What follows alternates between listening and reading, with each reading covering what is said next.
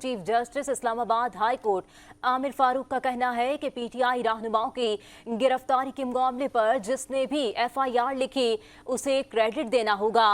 बड़े अरसे बाद अच्छी कॉमेडी देखने को मिली है। जिसने भी ये एफआईआर लिखी उसने अच्छी कॉमेडी लिखी है। मजीद तफसीलात जानते हैं हमारे नुमाइंदे सज्जाद हैदर से। सज्जाद, बताइएगा मजीद क्या रिमार्क्स दिए हैं chief justice Islamabad high court ने? जी बिल्कुल, अब से कुछ देर कबल जो इस्लामाबाद हाई कोर्ट में पाकिस्तान तहरीक इंसाफ के गिरफ्तार पार्लियामेंटेरियन के ऊपर जो जिस्मानी रिमांड किया गया था, उस हवाले से केस की समाअत हुई है। Chief justice Islamabad high court और जस्टिस रिफत इम्तियाज ने इस केस की समाअत की।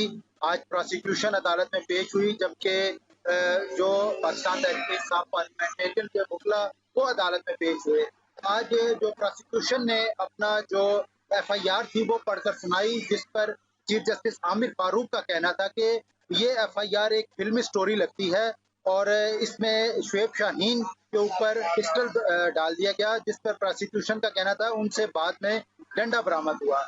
इस पर अदालत में कहके लगे और चीफ जस्टिस ने कहा कि जो एफआईआर का मतन है वो ऐसे लगता है कि रजिया गुंडों में फंस गई है।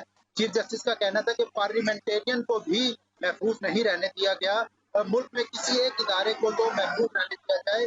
पार्लियामेंट जो होती है वो तमाम इदारों की मां होती है, लेकिन अफसोस से कहना पड़ रहा है कि तमाम इदारों की इज्जत जो है वो पुलिस तार तार कर रही है। इससे कबल ऐसा ही वाकया जो था वो इस्लामाबाद हाई कोर्ट में हुआ था, हमने उसका भी नोटिस किया था।